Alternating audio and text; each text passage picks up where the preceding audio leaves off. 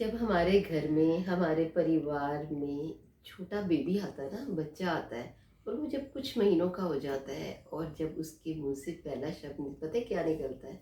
माँ। वो शब्द सुनते ही कैसे हम पूरे घर वाले परिवार वाले वारी वारी जाते हैं, बलिहार हो जाते हैं कि हमारे बच्चे के मुंह से क्या निकला। माँ। माँ, इस शब्द में क्या क्या है, पूरा अथाह सागर समा जाता है, पूरे जीवन समा जाता है इस माँ शब्द में।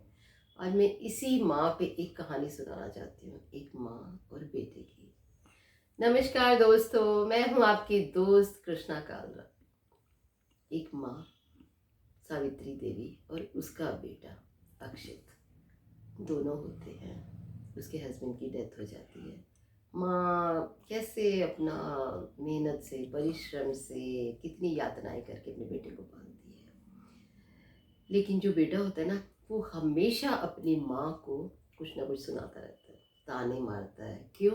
क्योंकि जो उसकी माँ होती है ना, वो बड़ी बदसूरत होती है। उसकी एक आंख नहीं होती, वो बेचारी एक ही आंख से देख सकती है। धीरे धीरे धीरे टाइम बीतता जाता है, समय व्यतीत होता जाता है, बेटा भी बड़ा हो जाता है। लेकिन जो उसकी आदत थी ना अपनी माँ को कुछ ना कुछ कहने की, सुनाने की, मेरे स्कूल मत आना, तुम अच्छी नहीं लगती हो, तुम्हारी शक्ल अच्छी नहीं है।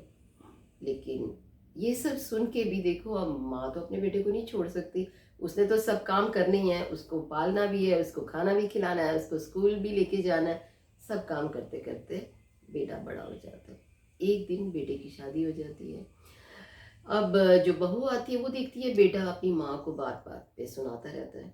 बहू भी साथ मिल जाती है, वो भी कहती है ये जो तुम्हारी मम्मी है ना, बिल्कुल अच्छी नहीं लगती, मेरा बिल्कुल मन नहीं करता वो हमारे साथ चले, इतनी देखने में अगली सी है, इतनी बदसूरत है, उनकी एक आंख भी नहीं है। बेटा तो पहले ही कहता था। बहू भी साथ में शुरू हो जाती है। थोड़ा सा टाइम बीतता है, बहू कहती है, बेटा बहू दोनों डिसाइड करते हैं कि माँ को हम कहीं छोड़ आते हैं।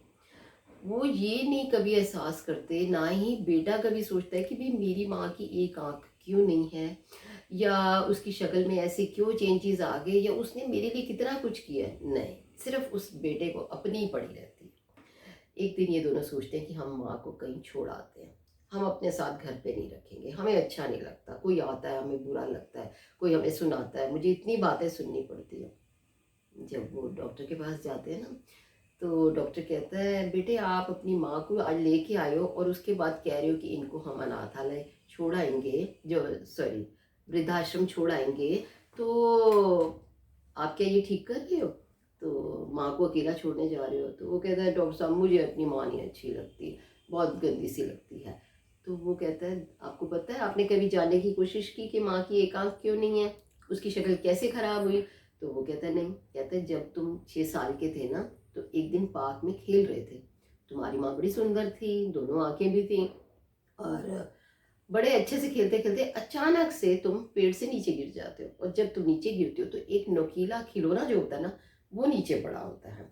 अब वो जैसे ही खिलौना टच होता है तुम्हारी आंख में लग जाती है और तुम्हारी आंख निकल जाती है। डॉक्टर कहता है अभी के अभी इमीडिएट बेटे की आंख का ऑपरेशन करना पड़ेगा और हमें दूसरी आंख लगानी पड़ेगी। और जो तुम्हारी माँ है ना, वो पल भी नहीं लगाती, सोचती ही नहीं है। वो कहती डॉक्टर साहब मेरी आंख लो, मेरी आंख मेरे बेटे को लगाओ, मैं एक आंख से देख लूंगी, लेकिन मेरे बेटे की तो सारी जिंदगी पड़ी है ना, वो कैसे देखेगा बिना एक आंख के? तो वो मैं चाहती हूँ उसकी दोनों आंखें रहें, वो अपनी जिंदगी अच्छे से जिए, और वो पल में एक क्षण में अपनी आंख तुम्हें दे देती है। उस टाइम जब ये बेटा बात सुनता है, वो रोने लग जाता है, हैरान हो जाता है कि अरे मेरी माँ ने मेरे लिए इतना कुछ किया, और मैं देखो उनको शुरू से, जब से बड़ा होना शुरू हुआ तब से अपनी माँ को गलत सोच रहा हूँ, और मेरी माँ ने तो कभी मुझे बताया ही नहीं। इसे कहते हैं ना माँ की कुर्बानी, सेक्रीफाइस। माँ जो होती है ना, करती है ना, वो बताती नहीं है, जताती नहीं है, वो सिर्फ करती रहती है पूरी उम्र। बूढ़ी भी हो जाएगी ना, लास्ट मोमेंट पे होएगी, उसे पता चल जाता है, इतनी बूढ़ी हो गई थी, मरने लगी थी, उसको पता चल गया कि अब मेरा टाइम आ गया है। तो भी वो अपने बेटे को कहती है बेटे आज नाश्ता मैं तुम्हें अपने हाथ से ही खिलाऊंगी। नहीं नहीं माँ, तुम तो बीमार हो, तुम्हें तो हॉस्पिटल जाना है। नहीं नहीं नहीं, कोई बात नहीं। और ये होती है माँ की फीलिंग्स, वो जाते जाते भी अपने हाथ से अपने बेटे को नाश्ता करा के गई। और उसके बाद जब वो हॉस्पिटल गई, तो जो बेड पे लेटी, उसके बाद वो कभी आई नहीं। लेकिन उसके जाने के बाद उस बेटे को जो एहसास रहा, पूरी ज़िंदगी पछताता रहा। देखिए, पूरा जीवन निकाल दिया माँ को ताने मारने में, सुनाने में, उसकी कदर नहीं की, और उसके जाने के बाद देखो उसकी कदर कर रहा है। प्लीज़ मेरी ये रिक्वेस्ट है सबसे, मैं अपनी इस वीडियो के माध्यम से सबको कहना चाहती हूँ, अपनी माँ को प्यार कीजिए, रिस्पेक्ट कीजिए, जानिए। अगर वो नहीं भी बताना चाह रही कोई बात, उसकी दुख तकलीफ, कोई परेशानी, तो आप उसे ज़बरदस्ती फोर्स करके किसी बहाने से पूछिए कि माँ तुम बताओ ना, तुम्हारे साथ क्या हुआ था, मुझे अच्छा लगेगा, एटलीस्ट मुझे पता तो चलेगा कि तुम्हारे साथ ये कैसे परेशानी आई, तुमने ये कैसे किया, ताकि बच्चों को कभी वो गलत इंप्रेशन में ना रहें और टाइम रहते ही उन्हें पता चल जाए कि माँ जो होती है वो देने का ही नाम है, वो अपना प्यार लुटाती है, वो अपनी कुर्बानियाँ करती है, वो इतनी मेहनत करती है कि मेरे बच्चे को सारा खाना मिले, चाहे मैं भूखी रह जाऊँ।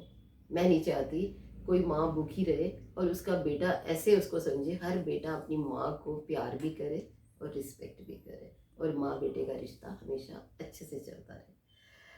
दोस्तों, अगर आपको ये वीडियो अच्छी लगी तो आप इसे लाइक, शेयर और सब्सक्राइब कीजिए। नेक्स्ट वीडियो में, नेक्स्ट कहानी में एक नए अंदाज में फिर मिलते हैं। Till then, bye bye.